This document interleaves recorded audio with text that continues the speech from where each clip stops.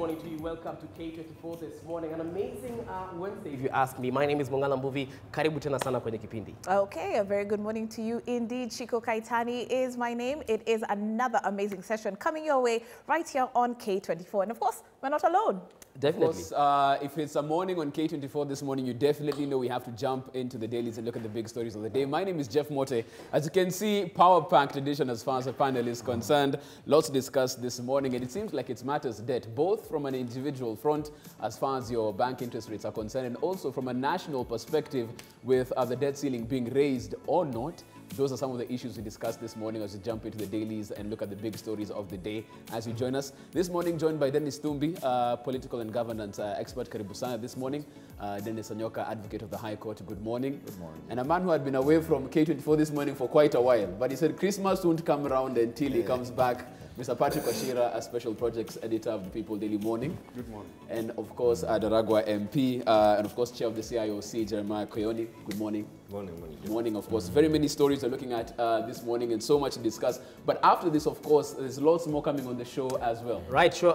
We'll be doing interactive as from 7:30, of course, talking about all the trending stories that have been trending for the last 24 hours. Whether it's happening in your hood, in your school, or at your workplace, trust us, we definitely have the scoop right here. Okay, and of course, you can get in touch with us through our social media platforms at K24TV, Instagram, Facebook, and Twitter. But in, of course, the final hour on the show, we are going to be getting into our social hour as we talk about coping with job loss. Guys, something that has affected so many Kenyans out there. So how do you go about dealing with that? Where do you pick up the pieces? And most importantly, how do you prepare yourself in the event this happens to you? Okay, quite a pertinent discussion to have with all that's happening in terms of corporate Kenya. We'd love you to plug in on all of these discussions as well. Tweet us at K24TV. You can also SMS us on 21222. Lots to discuss. Let us know how your morning is so far and chime in on the conversations. K24 This Morning starts right now.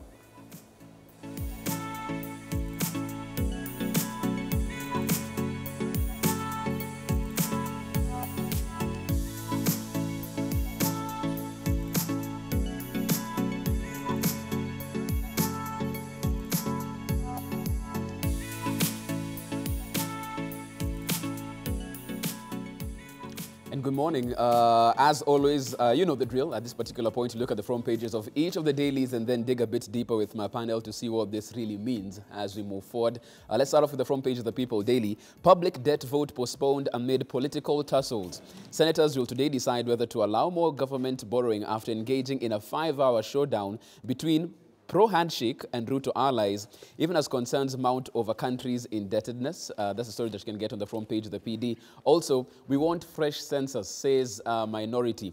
Meru and Tharaka-Nithi, Tana River and Mandera leaders dismiss results as politically manipulated and vow to go to court.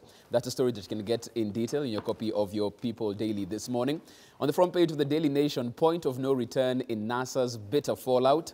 Vicious Kibra by-election war unearths deep-seated grudges among the partners. Coalition now on its deathbed as partners go for each other's jugular.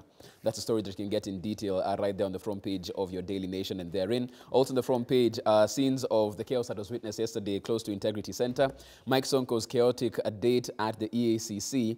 The details of that covered therein in our Daily Nation. Front page of the Standard. We've destroyed Kenya, says Uhuru's MP.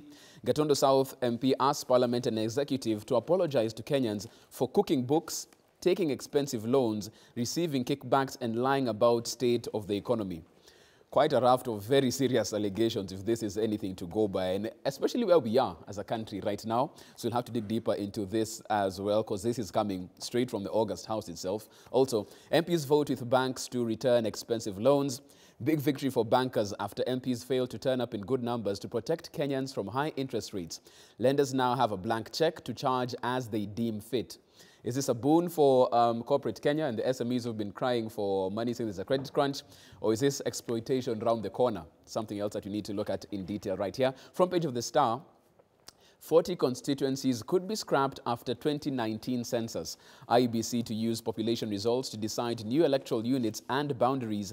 Electoral units have less than 114,889 people. IEBC to decide their fates on those particular constituencies. And you can get the details of that in your copy of the Star. Finally, front page of the Business Daily. Watchdog fights KRA bid to fix alcohol prices. Taxman orders minimum price of spirits at 150 shillings to boost excise duty. Revenue issues right there, and KRA trying to meet its targets any way it can. And you can get more details of that in your copy of the Business Daily. Lots to discuss this morning in our entry, so let's get right to it right now. Let's look at the front page of the People Daily now and get into that. Public debt vote postponed amid political tussles right there. We saw the debate that happened yesterday. It's being brought in today, but it seems like from this particular headline, and let me start with a special project editor, Wachira of the PD, it's now turned into a pro-handshake and Ruto ally debate on the floor. How did it morph to this, according to the People Daily? How did it inform this headline? This was always the case, only that it hadn't come to the fore. If you take it as a microcosm of the way we conduct our politics in this country, of late, about 60–70% of all the political machinations, gerrymandering, shenanigans, it's about the handshake, pro and against. Mm-hmm. So it was just a matter of time before this was going to play out. Right. Yeah. And even as you look at this, Honorable Kioni, we're looking at a situation where if indeed we're going with this particular headline, we're talking about a situation where we have both factions of government fighting over the same thing, that government should be speaking from one voice in terms of this debt ceiling being raised or not. As a ruling party, when you look at it, because they should be speaking in one voice moving forward, but it seems therein lies a problem. Which is very unfortunate, I must say, because when you allow this sectarian politics, mm-hmm.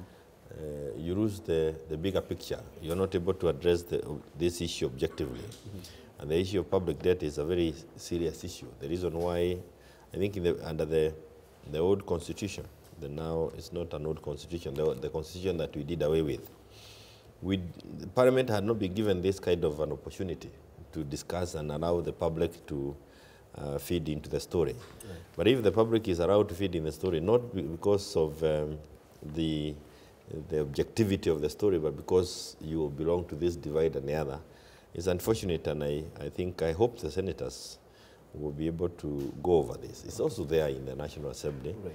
But I think it's more pronounced now. When you're looking at a smaller team, it's easier to tell quickly what is happening. This didn't quite play out when you were discussing this issue of the National Assembly.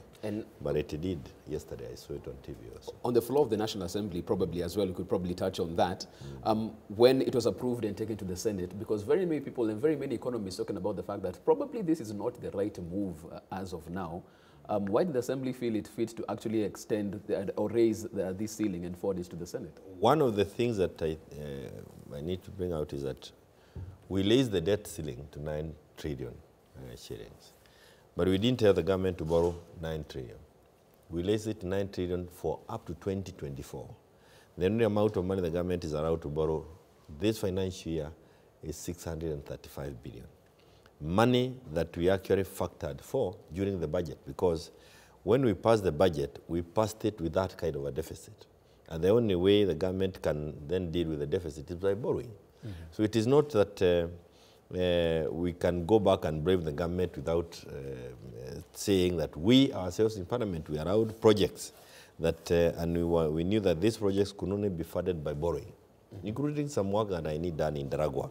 So I was very clear in my mind, why is it that we want this, that borrowing done? Again, I think it's the other thing is that what was given to us by the executive was that a bit of the 635 billion shillings that they are going to borrow will be used to retire some very expensive loans that we have, so that we can then get cheaper money, and that would give government some room to do a little bit more, and also to allow circulation into the market. And the third thing is that government was also going to move from the domestic market, so that the loans that are available locally are not as expensive as they were before.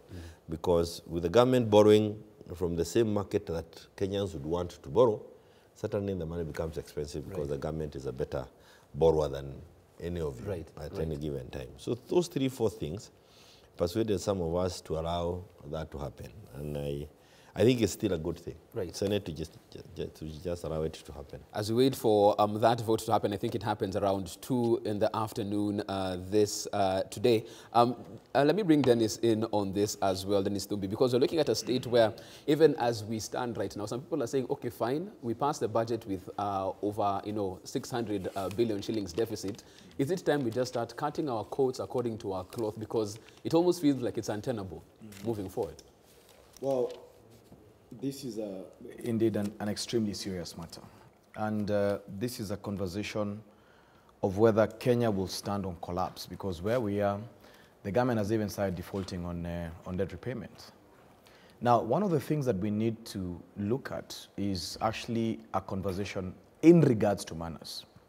And I think now we have to be extremely cautious with whatever that comes from the National Assembly, because we are not sure whether they are for or against us.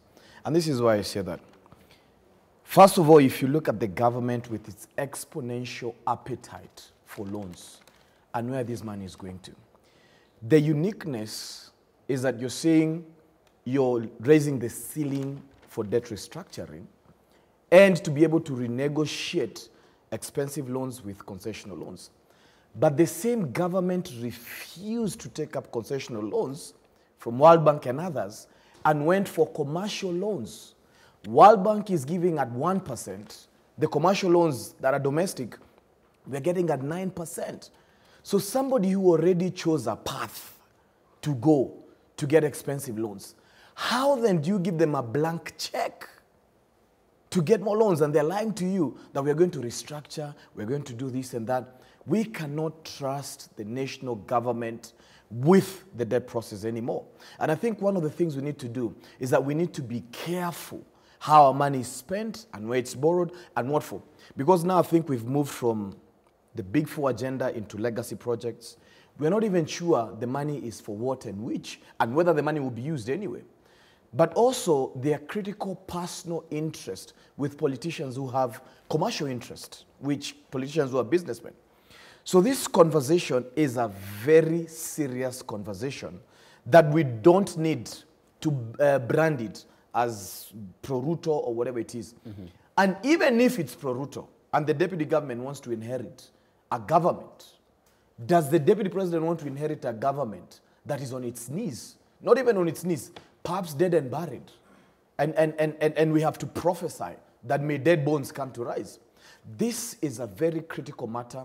And I'm praying that the Senate will look at this as the only house that is level-headed. Right. Because otherwise the direction that this debt ceiling goes will be the direction that the country goes. Because already if you look at our numbers, CBK has said, look, we're not even in a bad place. We are in the ICU. And then you give them a blank check. It's a government that has already chosen its ways and its mannerisms. We already know the direction that they'll take. So I pray that there will be level-headedness. I pray that Senate will put common sense into this issue, because the government is not interested in debt restructuring. Anyoka, let me bring you in on this, because for the proponents for the debt, saying that debt is not the issue, taking debt is normal right across the world, it's normal global practice, it's what you do with the debt and fighting corruption. So we can extend this ceiling, but what we need to focus on is the corruption that we are dealing with and how we spend this money.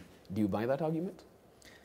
When, if you are in a position, if you are in government or you are in the executive and the position where they find themselves now, that's an argument that sells a lot. That is the only logical argument that you will place before Kenyans, before legislators, for purpose or approval for them to get some more funds to make the move. Because as we speak, we've seen there's a serious problem. But this problem did not just show up. It's a problem that was anticipated based on the way the government has been spending, the manner in which the funds have been utilized, the way in which they were negotiated, the quality of projects that have been this money has been invested in. That becomes the reason why the government finds itself in the place in which it finds itself. But perhaps the question that somebody should ask is, do we really need to keep borrowing? I have not heard the government giving proposals on how we should be able to create more wealth, on how we should actually reduce the borrowing aspect and create our own resources in a way that we can operate within our comfortable limits. When we questioned when some of us, when the budget was being passed, when we saw a huge budget deficit which was not explainable how they would be funded. Right. And today, Mheshimiwa Kioni confirms that indeed it can only be financed through borrowing. And the question could be, then what was the use for the leaders to pass the budget when they know that we have a financial problem? We will not be able to budget to finance it, but pass it still later on to say, now we really need to borrow to do this and that.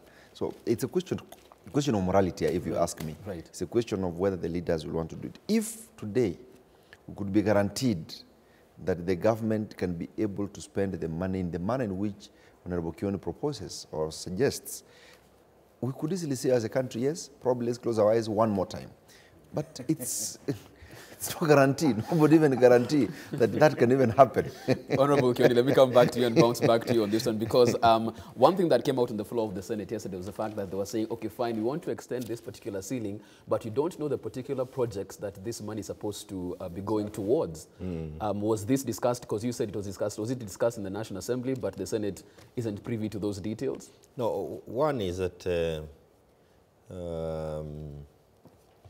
I don't like weighing on this issue quite a lot. When you tell Kenyans that your hope is in the Senate, and you also do not tell Kenyans how this Senate is constituted, you will also be lying to Kenyans, because you don't go to represent people without a clear mandate.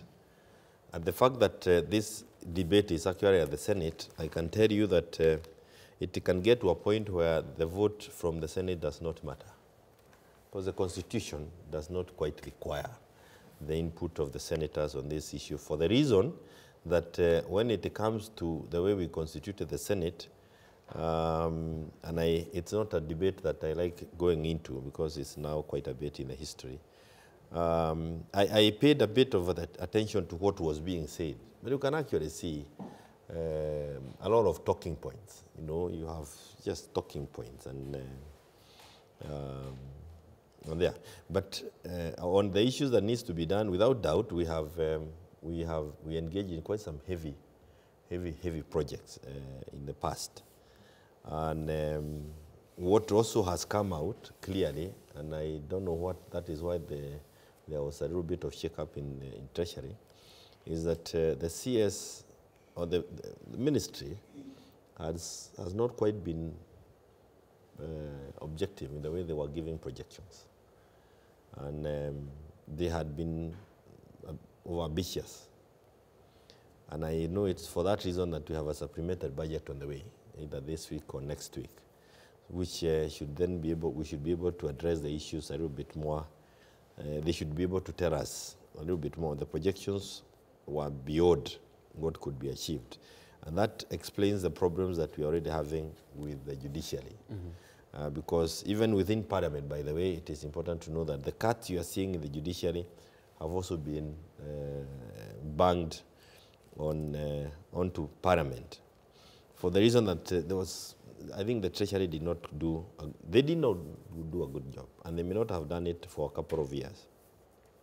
But the things that needs to be done with the money that needs to be borrowed is actually, what I've said, there are these very expensive loans, and unless we retire them, the interest is going to get us into some difficulties. I don't belong to the school of thought that says that we are in ICU, because I had this when I was 20 years younger than I am. I still had the people saying we are in ICU. Unless ICU is a nice place where one can continue living for, and then we will continue hearing these stories. But borrowing, one time we were told by Kenya when he was the PS Treasury during Kibaki's time, and he came to Parliament and told us, and there was a similar debate, and said, if you don't borrow as a country, you're not going to go anywhere. The issue is, what do you do with the money that you have borrowed? And that's what if you use it well, then that is what the country must do. And that's what I'm asking Honorable Kioni, because as some of the senators were saying that they don't know the projects where this money is going to be used, were they lying on the floor? One of the things, I don't know, Or was it discussed at the National let Assembly me ask level? you also, how would Treasury be informed? They don't sit in the budget-making process. They are not part of the BS statement that is issued. They are not part of the process. So it's very difficult, unless they go out of their way, they cannot get to know what this whole thing is about. It's like you have been brought at the end of a story. But one of the things that needs to be done, there are a couple of things that needs to be done. One is that there is a road that needs to be done from Makuyu, taken all the way to Marwa. I don't know whether you know that area well. We need to do this road from Liloni, Limuru, all the way to Mau Summit. There's a road that needs to be done through the Ambadeas and another one on the other side of Moiga.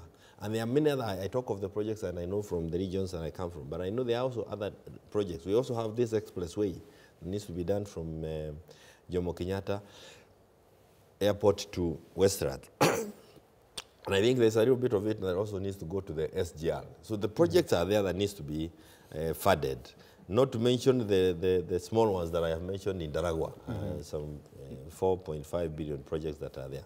So and of course, a chunk of it is really to make sure that our interest rate is also sorted out. Right. Because we need to pay it also. And even as we look at that, I'll come to you, Thumbi, because I know that you want to have a rejoinder on that. But also, as I bring in Wachira on this, we're looking at a statement where if we're talking about the fact that we have a pro-handshake and Ruto allies, how's the state of our cabinet right now? Because we're talking from a point of view where if they have the cabinet meetings and they're both talking from different scripts, how does the government, in terms of the executive, move forward? Because this is playing out in such a manner.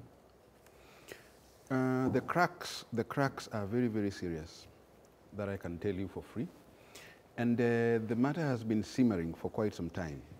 Only that perhaps because we don't get to be privy to the actual inner core goings on, we don't get to have the details. But the cracks have been apparent in the way government functions, right from cabinet level. We may not know the finer details, but you look at the public pronouncements that we see every other weekend when the Waheshimiwa and then the CSs and the PSs go out there in the grassroots, and you can tell that the cracks are there and they are real.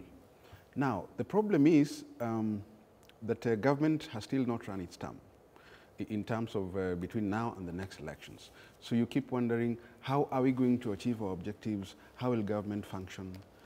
That's yet to be seen. But above all, I think it is instructive that the people get to have what they want to get from the government because they pay taxes and they elect leaders to get just that. Right. Having said that, I think it's also crucial that the people examine themselves and find out who are the leaders we elected. Because somebody said, we get the leaders we deserve, because we're the ones who elect them. Right. So it's a serious thing. Cabinet is split right down the middle, and you'll hear it every weekend when these people go out. Right. You can tell. So it's just playing out now a lot more in the open, but it's been there. It's not very new. Okay, and even as we get into the fast break, there's a rebuttal I think you're going to have, Thumbi, as far as Honorable Kioni had to say. Yeah, I think one of the things that would attest to a functional, open government is openness. Because there's no government that can operate in opaqueness, that you're not translucent in a way that your ways can be seen. The way you're trusted with public funds is the very nature and the very fact that you're open about it. So the government goes ahead and says, we have been spending really badly. We have not accounted to anything whatsoever. There is nothing much you can see with the billions that you gave us. And you know very well we are corrupt because it's out in the public, but we want more money. So one of the things that Parliament has managed to do is tame government appetite. In fact, what it is that they have done is that they've seconded to them some multivitamins for a bigger appetite without proper scrutiny. Because I would expect what Parliament would do, justify the spend that we gave you before we do anything else. Tell us where the money has gone to. Tell us why you opted for commercial loans. And, you know, a government that's borrowing in a 200 billion. Why wouldn't it negotiate for less interest rates with the commercial banks? Today, commercial banks own about 52% of government securities. It's intentional. There's nothing in government that happens outside intent. So my worry, and which is justified, which nobody can take away, is that government spend hasn't been explained. The wastage hasn't been explained. There's no austerity measures yet. We know that the guzzlers are still there. The CS might say they've cut up in terms of foreign travel, in terms of legislature and executive. We're using commercial CJ jets and Airbuses as well. You understand? But the truth of the matter, even quote unquote, what you're seeing as austerity measures within judiciary is perhaps the we shall revisit story. But the point is, if a critical house like the Senate doesn't know, what are you asking money for? Because there's no budgeting outside spend. Where is this money going to? You can't say we want to have 50 billion just. You understand? You can't say we want to restructure, yet you intentionally borrowed this. One of the interesting things is this, is that the government is borrowing its own money in commercial banks. Because Yatani has recovered about 50 billion. Money in ministries that was banked in commercial banks. So the government is giving banks float and taking our money in an expensive way. So there are mannerisms that are suspect with the way government is spending public money, that Parliament has a mandatory role to scrutinize and audit, which we are not seeing that happening. Okay, we'll have to. So then if it is Senate that will ask those questions, let it be. For the sake of Kenyans, at least somebody is speaking for the sake of Kenyans. Okay. But some of these things must be brought to book. We're going to take a short break at this particular point. To come back, still matters debt as it seems. Allegations made right there by Gatundu South MP, Moses Kuria. We've destroyed Kenya, he says. Talks about the fact that they've cooked books, taken expensive loans, received kickback, and lied about the state of the economy. This from the legislature and the executive. We talk about that after the break. This is K24 This Morning.